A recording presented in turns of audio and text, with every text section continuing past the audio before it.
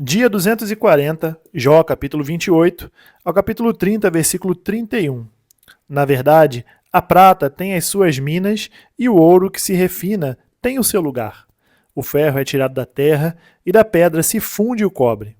Os homens põem termo à escuridão e até os últimos confins procuram as pedras ocultas nas trevas e na densa escuridão. Abrem entrada para minas longe da habitação dos homens. São esquecidos pelos que passam por cima. E assim, longe de todos, dependurados em cordas, balançam de um lado para o outro. Da terra procede o alimento, mas embaixo ela é revolvida como que pelo fogo. Nas suas pedras se encontra safira e a pó que contém ouro. Essa verdade a ave de rapina a ignora, e os olhos do falcão nunca a viram. Feras majestosas nunca pisaram essa vereda, e nenhum leão passou por ali. O homem estende a sua mão contra o rochedo e revolve os montes desde as suas raízes. Abre canais nas pedras e os seus olhos veem tudo o que há de mais precioso. Tapa os veios de água e nenhuma gota sai deles. E traz à luz o que estava escondido. Mas onde se achará a sabedoria? E em que lugar estará o entendimento? O ser humano não conhece o valor da sabedoria e ela não se encontra na terra dos viventes. O abismo diz: ela não está em mim.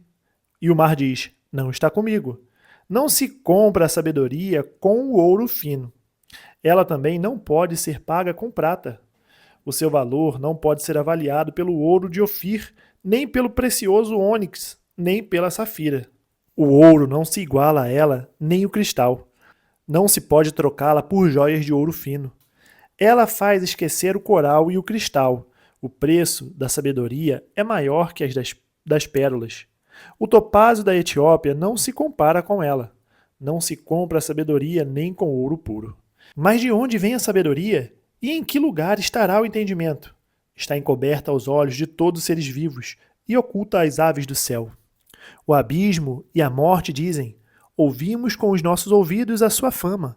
Deus lhe entende o caminho e ele é quem sabe o seu lugar. Porque o seu olhar alcança as extremidades da terra. Ele vê tudo o que há debaixo dos céus. Quando Deus regulou o peso do vento e fixou a medida das águas, quando determinou leis para a chuva e caminho para o relâmpago dos trovões, então ele viu a sabedoria e a manifestou. Estabeleceu-a e também a examinou. E disse ao ser humano: eis que o temor do Senhor é a sabedoria, e afastar-se do mal é o entendimento. Jó continuou em sua fala, dizendo: ah, quem me dera ser como fui nos meses passados, como nos dias em que Deus cuidava de mim, quando Deus fazia resplandecer a sua lâmpada sobre a minha cabeça, quando eu, guiado por sua luz, caminhava na escuridão.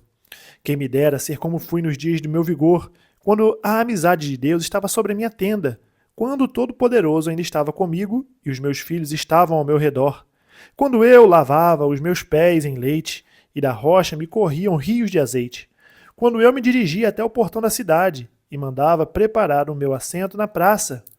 Os moços me viam e se retiravam, os idosos se levantavam e ficavam em pé. Os príncipes reprimiam as suas palavras e punham a mão sobre a boca.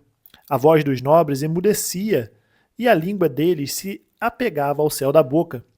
O ouvido que me ouvia dizia que eu era feliz.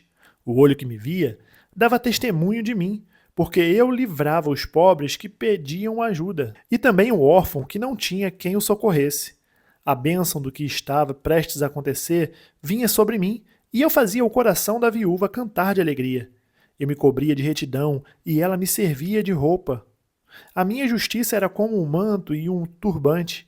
Eu era os olhos do cego e os pés do aleijado. Era pá dos necessitados, e até as causas dos desconhecidos eu examinava. Eu quebrava os queixos dos iníquos e arrancava as vítimas dos dentes deles. Eu dizia: vou morrer no meu ninho e multiplicarei os meus dias como areia. As minhas raízes se estenderão até as águas, e o orvalho ficará durante a noite sobre os meus ramos. A minha honra se renovará em mim, e o meu arco se reforçará na minha mão. Os que me ouviam esperavam o meu conselho e guardavam silêncio para ouvi-lo. Depois que eu falava, não diziam nada. As minhas palavras caíam sobre eles como orvalho. Esperavam-me como se espera a chuva. Abriam a boca como para absorver a chuva fora de época. Quando eu sorria para eles, nem acreditavam. E a luz do meu rosto, eles não desprezavam. Eu escolhia o caminho para eles, assentava-me como chefe e vivia como rei entre as suas tropas. Eu era como quem consola os que pranteiam. Mas agora zombam de mim os que têm menos idade do que eu, cujos pais eu não teria aceito nem para colocar ao lado dos cães do meu rebanho. De que também me serviria a força de suas mãos, se eles são homens cujo vigor já desapareceu? Enfraqueceram de tanto passar fome e necessidade. Roem a terra seca, desde muito em ruínas e desolada. Apanham malvas e folhas de arbustos e se alimentam de raízes de zimbro. São expulsos do meio das pessoas. Grita-se contra eles como se grita atrás de um ladrão. Têm de morar nos desfiladeiros sombrios, nas cavernas da terra e das rochas.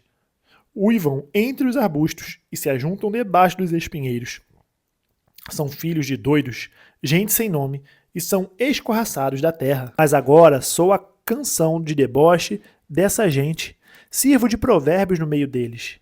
Eles me detestam, fogem para longe de mim e não têm receio de me cuspir no rosto. Deus afrouxou a corda do meu arco e me oprimiu. Por isso, sacudiram de si o freio diante de mim. À minha direita se levanta um bando e me empurra, e contra mim prepara o seu caminho de destruição. Arruinam o meu caminho, promovem a minha destruição sem a ajuda de ninguém.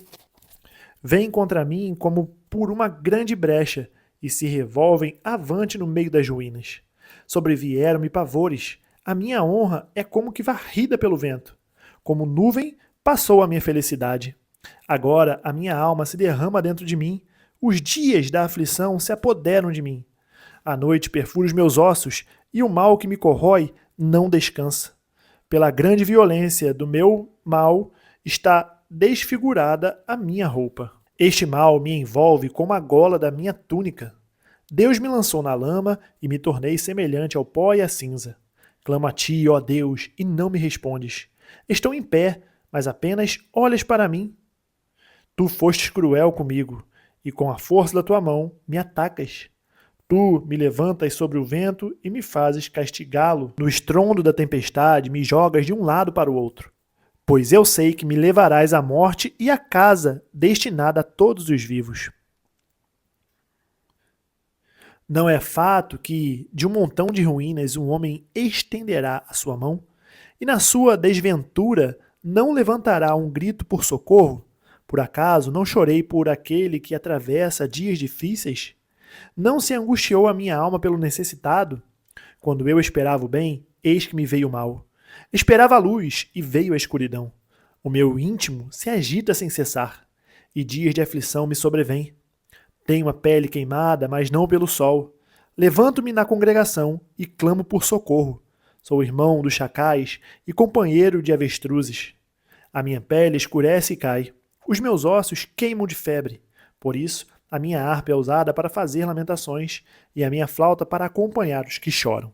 2 Coríntios, capítulo 2, do versículo 12 ao 17.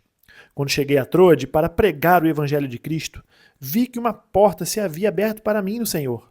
No entanto, não tive tranquilidade no meu espírito, porque não encontrei o meu irmão Tito. Por isso, despedindo-me deles, parti para a Macedônia. Graças, porém, a Deus, que em Cristo sempre nos conduz em triunfo e, por meio de nós, manifesta a fragrância do seu conhecimento em todos os lugares. Porque nós somos, para com Deus, o bom perfume de Cristo, tanto entre os que estão sendo salvos, como entre os que estão se perdendo. Para com estes, cheiro de morte para a morte, para com aqueles, aroma de vida para a vida. Quem, porém, é capaz de fazer estas coisas? Porque nós não estamos como tantos outros, mercadejando a palavra de Deus. Pelo contrário, em Cristo é que falamos na presença de Deus, com sinceridade e da parte do próprio Deus. Salmos capítulo 42, do versículo 1 ao versículo 11. Assim como a corça suspira pelas correntes das águas, assim por ti, ó Deus, suspira a minha alma. A minha alma tem sede de Deus, do Deus vivo. Quando irei e me apresentarei diante da face de Deus? As minhas lágrimas têm sido o meu alimento dia e noite, enquanto me dizem continuamente: E o seu Deus, onde está? Lembro-me destas coisas, e dentro de mim se derrama a minha alma. De como eu passava com a multidão de povo e os guiava em procissão à casa de Deus, entre gritos de alegria e louvor, multidão em festa. Por que você está abatida, ó minha alma? Por que se perturba dentro de mim? Espere em Deus, pois ainda o louvarei. A Ele, meu auxílio e Deus meu. Sinto abatida dentro de mim a minha alma. Lembro-me, portanto, de ti, nas trevas do Jordão, no Hermon e no monte Mizar. Um abismo chama outro abismo ao ruído das tuas cachoeiras. Todas as tuas ondas e vagas passaram sobre mim. Contudo, Senhor, durante o dia, me concede a sua misericórdia, e de noite está comigo o seu cântico, uma oração ao Deus da minha vida.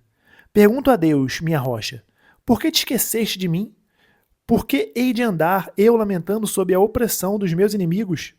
Os meus ossos se esmigalham quando os meus adversários me insultam, perguntando sem parar: E o seu Deus, onde está? Por que você está abatida, ó minha alma? Por que se perturba dentro de mim? Espere em Deus, pois ainda o louvarei. A Ele, meu auxílio e Deus meu. Provérbios capítulo 22, versículo 7. O rico domina sobre o pobre, e o que pede emprestado é servo de quem empresta. Terminamos o dia 240, nós nos vemos amanhã no dia 241. Até mais.